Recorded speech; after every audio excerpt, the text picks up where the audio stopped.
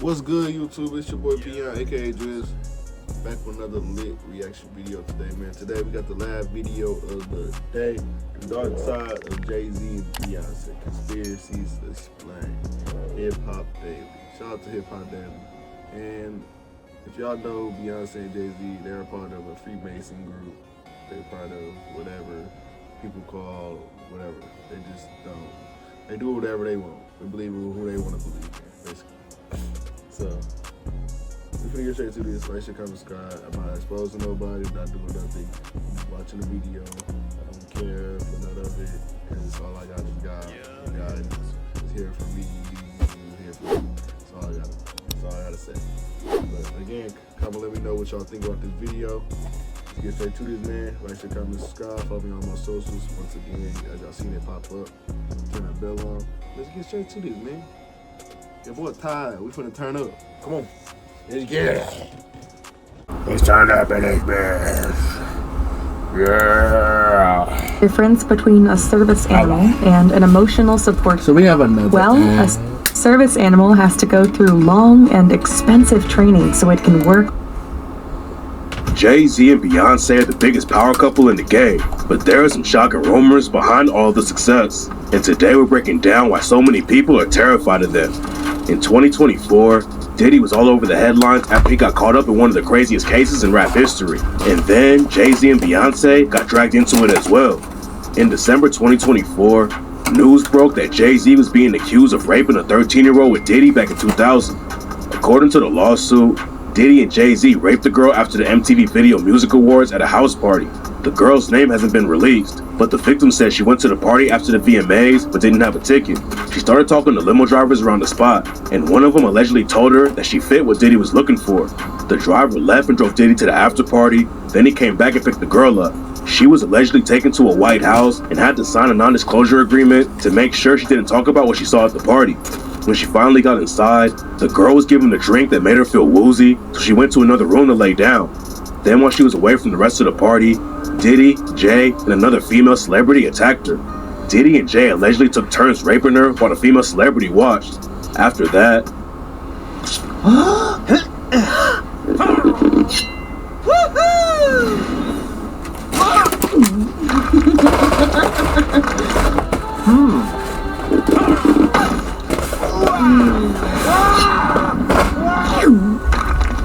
the girl grabbed her clothes and escaped to a gas station, and that's where she called her dad to come pick her up. Jay-Z and his lawyer denied the story from the jump, and he said that anyone who did something like that should be locked up. There's no evidence that Jay was actually involved with a situation like that, and the girl's story has some holes in it too. The alleged victim claimed that she had talked to artists named Benji and Joel Madden at the party, but their team told NBC that Benji and Joel were touring at the time and couldn't have been at the party. And on top of that, the girl's own dad said that he didn't remember driving 5 hours to pick her up after the alleged attack. She also said that she was dropped off outside the VMAs by a friend, but NBC couldn't verify the story because the friend is supposedly dead. Since she was supposedly only 13 at the time, it sounds pretty unbelievable that she would have a friend that was willing to drive her over 5 hours and leave her in the middle of New York City all by herself. The alleged victim also admitted to having autism in the interview, which is why she wasn't scared to be alone, but her explanation about why doesn't make much sense. The girl is 38 now and has 2 kids, and she's still going with the same story, even though there's some holes in it. According to her, just because she doesn't remember everything perfectly doesn't mean that it didn't happen. Aaron Robinson is the director of media relations for the Rape, Abuse, and Incest National Network, and they said that trauma like rape can have both short and long-term effects on the brain that influence decision-making and memory. Jay-Z is the richest rapper in the world, and the news shook up the whole industry when it broke. Jay-Z put out a statement and said that if the allegations were true, then it should be a criminal case and not a civil one. Jay went back on attack mode and said that he was being blackmailed but wasn't going to give up one red penny. Jay attacked the lawyer who filed the suit and said that she doesn't have any honor or dignity. Jay also talks about how much the situation was going to hurt his kids and said that where he comes from, they have very strict codes and honor, and they protect children. Then Jay said that the claims made in the lawsuit were idiotic. A lot of people think the situation is sketchy, but right now there's no proof that Jay actually did anything, and it doesn't look like it's going to hurt his business deals either. Jay's Rock Nation company is working with the NFL and putting together the halftime show for 2025. And after the lawsuit came out, the NFL commissioner Roger Goodell said, "We know the litigation is happening now. From our standpoint, our relationship is not changing with them, including our preparations for the next Super Bowl." Before the lawsuit was filed, the lawyer representing Jay's accuser wanted to meet with Jay to settle out of court. Jay and his legal team claim that the woman is trying to get money out of him, but there might be more to the story. A dude named Tony Busby is the one representing the woman who Jay and Diddy allegedly raped, and according to him, the woman was referred to his law firm by another law firm, and they were the ones who made the original statement. After the woman came to Tony Busby's law firm, 4 different people at Busby's firm interviewed the woman and checked details about her statement. They ran a background check on her too, and hired an investigator who was allegedly able to confirm some of the details in the woman's story about being attacked by Diddy and Jay. Tony Busby said he sent a letter to Jay's legal team so they could talk about the statement before it came out to the public. But Jay's lawyer, Alex Spiro, turned the meeting down, even though Tony Busby and the woman allegedly weren't even trying to get any money out of the situation. When the lawsuit was first filed, it only mentioned that Diddy and 2 unnamed celebrities were involved. Then Busby allegedly went to Jay-Z and threatened to reveal that he was one of the unnamed celebrities if Jay-Z didn't pay him off and agreed to settle out of court.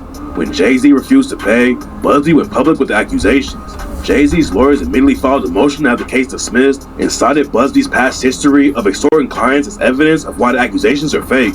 They specifically named a previous case where Busby was criticized over statements he made about MLB player Scott Erickson. Busby was also behind a lawsuit against NFL player Deshaun Watson after he was accused of sexually assaulting a bunch of different women. So Busby has a history of going after high-profile celebrities with these kinds of lawsuits. Busby recently filed another lawsuit against Jay-Z and Roc Nation, where he accused them of trying to bribe past clients to say bad things about him. Busby says that lawyers hired by Jay-Z pretended to be employees of the state of Texas and offered his clients $10,000 cash to sue Busby's law firm. He says they tried to bribe at least 24 clients, which resulted in 2 fake lawsuits against his firm. Now Tony Busby is being sued for unethical and illegal conduct against one of his former clients, which included giving her an STD. An anonymous woman files a lawsuit against Busby for ignoring his legal rights in her divorce settlement to protect himself from being exposed. The woman says she met Busby online in 2018 and he convinced her to meet up in person for a date, which turned into an overnight stay at a 5-star hotel where they had sex. After the date, the woman found out that she had been infected with an incurable STD, and the doctor confirmed she gotten it from Busby. When she confronted him about it, Busby allegedly wasn't surprised and knew that he was infected, but he told her not to tell anyone what happened and offered her free legal services to keep her quiet. That led to Busby representing her when she divorced her husband a few years later, but she claims Busby created fake medical records to make my ass would have fucking sued the shit out of his ass. Give me my money. Give me my money.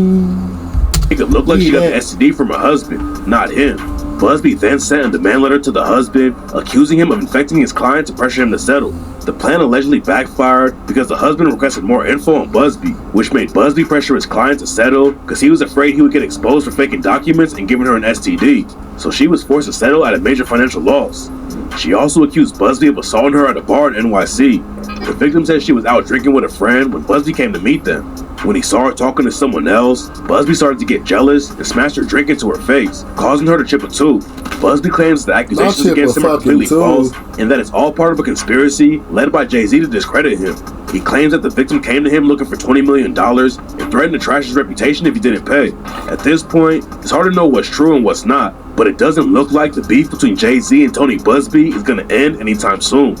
Everything we're talking about is just rumors right now, and there's no concrete evidence that Jay-Z and Beyonce are involved with anything. But we're going to break down the wild stories about them that are flying around right now. According to Jay's lawyer, Alex Spiro, Jay has nothing to do with Diddy's case. Alex Spiro claims that Diddy and Jay have known each other professionally, but they weren't ever close.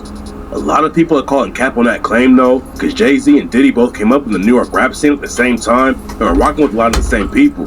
And before all the legal drama started going down, Diddy said the only people in the world who are allowed to call him by his real name were his mom and Jay-Z. There's only one person. Oh, go on. And I call him Sean. That's Jay-Z. We call each other Sean. Okay. Yeah. Nobody else could call me Sean. He's the only person who's Sean approved. There's not a single person that outside of family. That should be outside of my mother. Okay, just that should be calling me. Yeah, they should be calling me Sean. Jay was cool with Biggie back in the day too. Biggie was Diddy's star on Bad Boy Records, and in '96, Jay and Biggie linked up for the track Brooklyn's Finest. Rumors say that Diddy and Jay actually had some beef over the situation though. A lot of people claim that Biggie was trying to leave Bad Boy Records, and some sources say that he wanted to sign to Jay-Z's Rockefeller record label. But before that could happen, Biggie was tragically shot and killed in '97. In that same year, Diddy featured Jay-Z on his track Young G's. Then Diddy and Jay worked on the track I Know What Girls Like a few months later. There might have been some issues going on behind the scenes, but Jay and Diddy were still rocking with each other publicly. And in 2007, they performed together at Screamfest, and Diddy slapped Jay-Z's ass while they were on stage. And in 2009, Diddy said that Jay-Z flew out of his way to come to Diddy's birthday party. Jay was on tour at the time, but he took a private jet after one of his shows just to come to Diddy's party, and Diddy said, "I was just telling him how much I appreciated it and how much I value our friendship." Then in 2016, Jay was on stage with Diddy at the Family Bad Boy reunion tour, and Diddy said that Jay is the one he calls whenever he gets in trouble. Whenever I get in trouble, this is the one I call. It's my strategist right here. This is my brother. We'll get into how Diddy's connected to the death of Jay-Z's mistress in a second, but people were already saying it was weird how quiet Jay has been about the Diddy situation. After Diddy started getting sued for abuse, Jay-Z disappeared and didn't say anything about it, and 50 Cent even clowned Jay for staying so quiet about everything. And according to a singer named Jaguar Wright, Jay-Z is even worse than Diddy. Jaguar Wright worked with Jay before, but she said that Beyonce and him are a nasty little couple. They're a nasty little couple. They do nasty things. She did an interview with Piers Morgan and said that she has 3 victims that are ready to testify against Jay-Z and Beyonce too.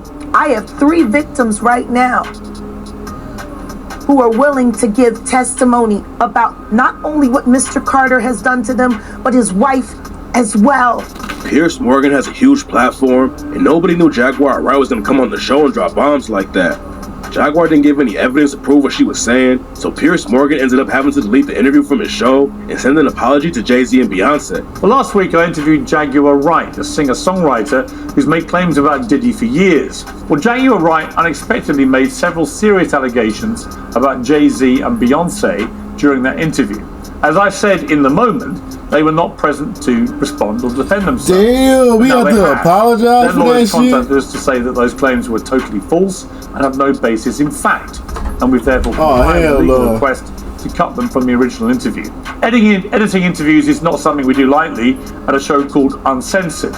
But, like the proverbial cries of fire in a crowded theatre, there are legal limits on us too.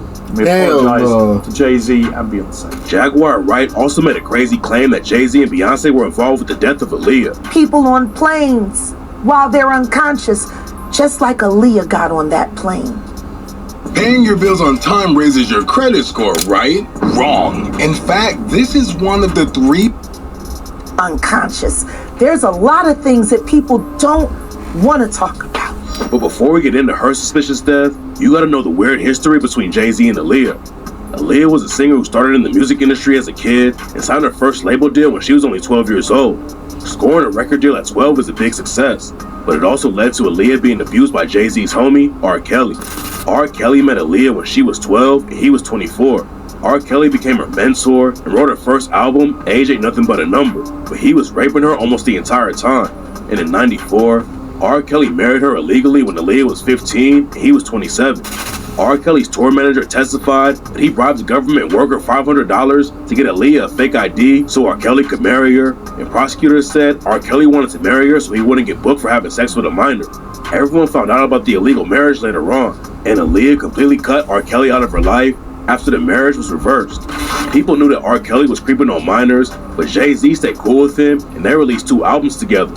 After Aaliyah and R. Kelly weren't together anymore, Jay allegedly tried to hook up with her too, but Aaliyah started dating Jay's homie, Dame Dash, instead. Dame and Jay came up in the rap game together and started Rockefeller Records with their homie Biggs. Jay and Dame were like brothers back in the day, and Dame was also Jay's manager. They scored a huge win after they dropped Jay's first album. Then they started signing more artists to Rockefeller and took everything to the next level. While Jay was focused on the music, Dame handled all of the business. And in '99, Dame put together the Hard Knock Life Tour with Jay, DMX, Method Man, Redman, and DJ Clue. It's one of the most legendary rap tours in history, and it made Rockefeller over $18 million in ticket sales. Dame and Jay were taking over the rap game, but it wasn't long before the situation fell apart. Jay was allegedly mad about how Dame was going to give Cameron and Beanie Siegel vice president jobs at the label. A bunch of deals started falling apart too, like an amusement park they wanted to open called Rockefeller Great Adventure, and a movie based on Rockefeller's early days. Dame was also pretty aggressive when it came to business, and he was known for being loud and yelling at people in meetings, so a lot of people in the industry didn't like him. Jay-Z is pretty careful with his image. At a certain point, Jay realized that if he wanted to make it to the top, he had to cut Dame loose, even though Dame was the one who helped him become one of the biggest rappers in the world. Then in 2004, Jay got the job as president and CEO of Def Jam Records, but instead of using the job to help his homie out, Jay snaked Dame and sold 50% of Rockefeller to Def Jam. Most of Rockefeller's biggest artists signed with Jay instead of staying with Dame. The other execs at Rockefeller were allegedly having meetings with artists without Dame knowing about it, so he went to the office and aired everyone out like crazy. For a long time, it looked like Jay-Z and Dame Dash fell out over the business, but rumors say that there's a way darker side of the story. After R. Kelly and Aaliyah broke up, Jay and Aaliyah started seeing each other. Sources claim that Aaliyah and Jay weren't serious about each other, but then Dame Dash got involved too. Dame allegedly started hollering at Aaliyah while she was seeing Jay, and eventually Aaliyah and Dame were actually in a relationship. They kept it low key, but Dame claims that they were already thinking about getting married. But then in 2001, Aaliyah was tragically killed in a suspicious plane crash. Aaliyah was in the Bahamas shooting a music video and was supposed to fly back to Florida. According to rumors, Aaliyah was terrified about getting on the plane though, and somebody in her crew gave her drugs and carried her onto the plane. The plane took off, but as soon as it got in the air, the plane nosedived to the ground and killed everyone. It turns out the plane had way too much weight on it to fly, and the pilot had cocaine and alcohol in his blood when he crashed. Aaliyah's death shocked the whole music game. She was one of the hottest artists in the world and was getting into movies too. She had started Romeo Must Die and Queen of the Damned back to back, and Aaliyah was making music for the soundtracks too. Aaliyah dying like that was wild, but it also opened the door for another star to step in and take her place, Beyonce. Beyonce had been in the industry for a few years already when Aaliyah died. She was in the crew Destiny's Child and had some big hits, but Destiny's Child broke up around the same time that Aaliyah died, and Beyonce became one of the biggest names in the industry right after. For a long time, Beyonce claimed that she met Jay-Z when she was 18 and they started dating when she was 19. Everyone thought the 12-year age gap was kind of weird, but it turns out that Beyonce was lying about when they met. After Jay-Z got sued for raping a 13-year-old with Diddy, photos came out that allegedly proved he was hanging around Beyonce when she was 16. Nobody knows what was really happening with them back then, but there are crazy theories going around that Jay had something to do with Aaliyah's plane crash because she picked Dame over him and he wanted Beyonce to become the biggest star in the game. There's nothing to back the rumors up, but the new photos that came out definitely make Jay's relationship with Beyonce look sketchy. And another thing that makes Jay look even weirder is his alleged relationship with Foxy Brown. Jay apparently met Foxy Brown when she was around 14 and they started working together. Jay and Foxy had a track called Ain't No Nigga that dropped in 96, but sources claim that the track was recorded in 94 when Foxy was 14. Back in the 90s and early 2000s, hell no, there were a these lot of niggas rumors all about Jay hooking up with Foxy Brown when she was still a minor. Fonzie dissed him about it on the track Ether when he rapped, Foxy got you hot because you kept your face in her puss. What you think? You getting girls now because of your looks? After Jay got sued for allegedly raping a 13-year-old, people started talking about Foxy Brown to him again. But Foxy hopped on social media and said she wasn't going to help anyone take Jay-Z down. There's no evidence that Jay was actually involved with Foxy Brown when she was a minor, but some people think him hanging out with young girls and dudes like R. Kelly and Diddy is a bad look for Jay. After the documentary about R. Kelly's abuse came out, Dame Dash did an interview and talks about Jay working with R. Kelly. Jay and R. Kelly had 2 albums together, and Dame said he didn't have anything to do with it. Dame said he didn't want anything to do with R. Kelly, and he pressed Jay about it. So to be honest, like, if you remember The Best of Both Worlds, you don't see my name on that. You know what I mean? And Your name is not on either album. Hell no, I never wanted no parts of that. So when Holmes was doing that shit, I was like, bro, you know our homie violated, and he violated my girl. But Jay decided to keep rocking with R. Kelly. Some people claim that Jay didn't know about R. Kelly raping Aaliyah and other girls, but Nas said there's no way Jay didn't know what was going on. And when Dame Dash talks about the situation, it sounds like everyone in the industry knew about it too. When the lawsuit came out against Jay, Dame Dash said he doesn't care about Jay anymore. I don't care about Jay-Z. Okay. I sold Reasonable Doubt, so I get no fucks given. That's just, that man, whatever's going on with him is on him. According to Dame, Jay doesn't have the same level of morals. On a human level, if the shit is true, you know, I'm curious to know how true it is. But, you know, based on my experiences and the fact that I wanted to get away, I personally made the decision to get away from that camp. Dame did add that he didn't know if the allegations were true though, and if he had any proof that Jay was raping kids, he probably would have already aired it out. And Dame finished it by saying that Jay working with R. Kelly is the real reason that they fell out. Yeah, when Jay did a project with R. Kelly, knowing that he had raped Aaliyah. Jay and R. Kelly ended up having a crazy fallout too. After they released a couple of albums together, Jay and R. Kelly went on tour together. They were two of the biggest stars in the world at the time, and fans were going crazy for the tour, but it all fell apart at Madison Square Garden. During the show, R. Kelly said that two dudes were showing guns to him. Security checked everything out and didn't find anything. Then when R. Kelly was walking back, Jay's homie Ty pepper sprayed R. Kelly and his bodyguards. Nobody knows what really went down or why Ty sprayed him, but that was basically the end of Jay-Z and R. Kelly working with each other. R. Kelly ended up going down for 30 years in prison. And one of his ex-cellmates claims that R. Kelly thought Jay wanted to kill him. R. Kelly and Jay were allegedly having way more serious issues behind the scenes while they were working together, and R. Kelly allegedly thought Jay had put a bag on his head. A lot of people already knew about Jay's weird relationship with R. Kelly and how he was always dating women younger than him, but a lot of rap fans don't know anything about the suspicious death of a woman Jay was allegedly dating. Kathy White was a woman who worked in the PR business and moved to LA to get her career started. Kathy wanted to be a singer too, and reports say she was always hanging out around artists. While Kathy was living in LA, she got close with a woman named Claudia, and the two of them would take trips to Las Vegas together with other friends. Claudia also had ties to the entertainment industry through people like Marlon Wayans, and around 2009, she tweeted about going to a Jay-Z concert in Vegas with her friends. Then in May 2009, Kathy and Claudia both went to a party at a nightclub in Vegas, and that's when they allegedly met Diddy and Jay-Z. Nobody knows what really happened that night, but a few months later, Kathy's life completely changed because of it. Kathy was just chilling in LA and working on her career, and in 2010 she was planning on moving to New York after she signed some kind of big deal. Kathy didn't have long to celebrate the news though, because a gossip website called Diary of Hollywood Street King put out a story about Kathy having an affair with Jay-Z. Diary of a Hollywood Street King had already written about Kathy's friend Claudia and called her a homewrecker. After the first story about Kathy and Jay-Z allegedly having an affair came out, other sites started reporting on it too, and Kathy was getting harassed by everybody. The situation got so bad that she ended up deleting her social media for a while. Eventually the story died down, but then Diary of a Hollywood Street King wrote a new story about Kathy and Jay-Z and said Kathy's only skill was shaking her cute little ass. The dude who wrote the story claimed that Kathy had to leave LA and move to New York because she got exposed for having an affair with Jay-Z. At least that part of the story was capped though, because Kathy had already planned on going to New York before the rumors broke about her and Jay-Z. Then just around a month after the new article about Kathy White came out, she ended up mysteriously dying out of nowhere. What's the difference between a service animal and an emotional support? She died. Well, a service animal has to go through. In August 2011, Jay-Z and Beyonce broke the news that they were going to have their first baby together. It was a massive moment that actually broke a record on Twitter for getting the most likes per second.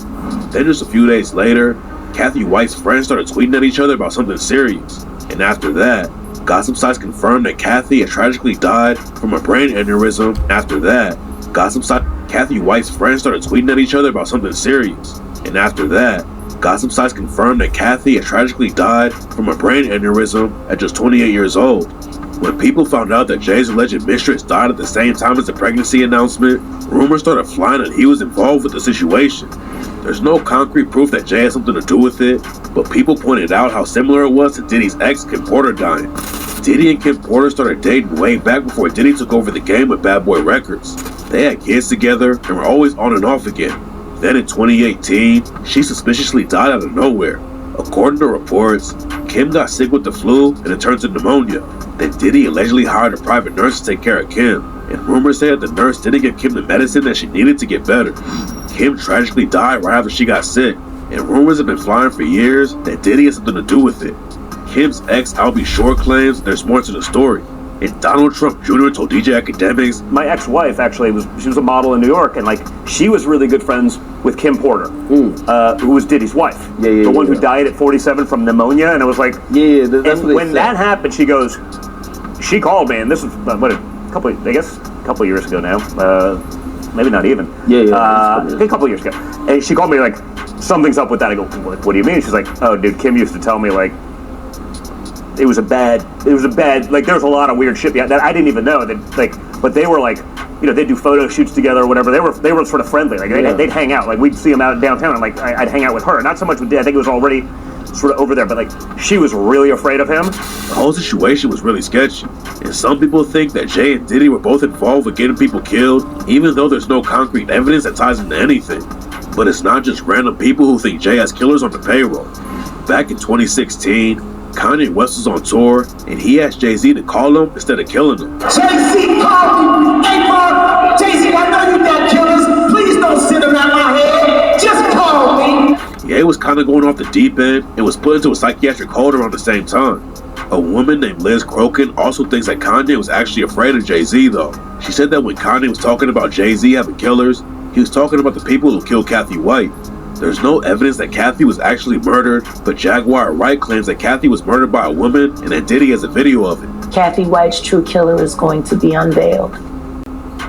And it's not a man. Show him the tape, Diddy, you got it. Liz Crokin wrote a whole article about Kathy's death, and she claims that Beyonce and Jay-Z had her killed because she was what the fuck is going on? The affair.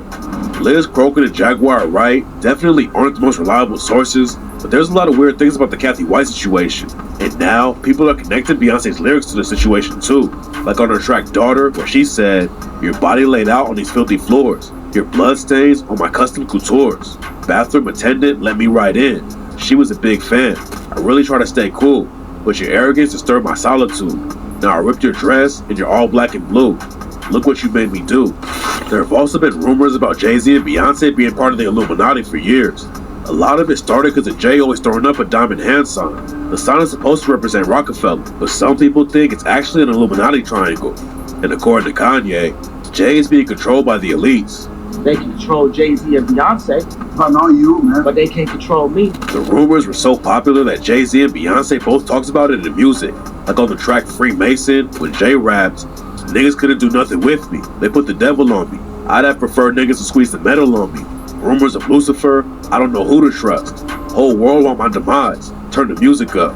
And on the track Formation, Beyonce said, "Y'all haters corny with that Illuminati mess." And in 2018, Beyonce's ex-drummer, Kimberly Thompson, filed a restraining order against Beyonce because Beyonce was doing magic spells of sexual molestation. According to the paperwork, Beyonce was doing extreme witchcraft and murdered her pet kitten. There's also a weird trend where other artists thank Beyonce whenever they win awards. My artist of my life is Beyonce, and this album for me, the Lemonade album, was just so monumental. Beyonce, it was so monumental. They could just be giving Beyonce her flowers because she's had so much success in the industry. But some people think there's a darker side to the situation. Some people think Beyonce is actually Jay's victim though, and a former bodyguard said that Jay was keeping Beyonce on drugs so he can control her. Hardly nobody knows, but I'll say it, man. Yeah, Beyonce's on drugs. She been on them for a long time, and you keep her that way. Jaguar Wright claims that Jay is even worse than Diddy, but she hasn't made any claims about Beyonce and said that Beyonce needs to be free. Y'all need to be doing a campaign that say free Beyonce. She is a prisoner in a gilded cage. Most of the accusations against Jay-Z and Beyonce are just rumors right now without any evidence. But Jay has been involved with some wild cases that are definitely real. Jay came up in the Marcy houses in Brooklyn and got active in the streets when he was a kid. When Jay was 10, his Uncle Ray was stabbed to death, and that's when Jay's dad started using heroin and drinking all the time. Jay's dad left the family, and on the track Moment of Clarity, Jay-Z rapped, "So Pop, I forgive you for all the shit that I lived through. It wasn't your fault, homie. You got caught into the same game I fought that Uncle Ray lost. My big brothers and so many others I saw." Then Jay-Z's older brother got addicted to crack, and Jay ended up shooting him. Jay's homie Jaz-O gave him a strap when Jay was 12 years old, and Jay shot his older brother because he allegedly stole some jewelry from him. Luckily, his brother survived, and on the track You Must Love Me, Jay rapped, "As we grew, fussing and fighting continued. As I plundered through your stuff and snuck in clothes to school. Got intense, real intense as we got older. Never believed it would lead to me popping one on your shoulder." Then in 1999, Jay-Z allegedly stabbed the dude for leaking his music. Jay was about to drop an album, but a month before it came out, someone leaked the whole project. Jay heard that a dude named Lance Rivera was the one who leaked the album, and the situation popped off when they ran into each other at another release party. Jay and Un knew each other from the streets before Jay was even making music, but they got into an argument when Jay pressed him about leaking the album. Jay wrote about it in his book and said that he walked away after the argument, but then he turned back around and stabbed Un. Jay turned himself in and pleaded guilty, and on the track Did It My Way, he rapped, "When I seen how big they made my fight scene at the club, let me explain exactly how this shit was. This nigga Un, yo, I scratched him. He went home without an aspirin, but it's cool cause we back friends. It's happened and it's over." But according to Nas and Un, Jay wasn't the one who stabbed Un that night. On the track Ether, Nas claimed that Jay took the fall for someone else and rapped, "And your man stabbed Un and made you take the blame." And in 2023, Un told DJ Vlad that Jay-Z isn't the one who stabs him at the party. Jay-Z was not the guy who actually stabbed me that night. Un isn't the only dude that Jay allegedly stabbed though. Back in the day, Jay was really tight with a dude named Calvin Klein Bacote. And in '89, Klein and Jay allegedly got into a fight at a party and ended up getting hit with attempted murder charges. Klein allegedly paid the dude who was pressing charges $50K to drop the case against Jay, but Klein still ended up getting 4 years in prison.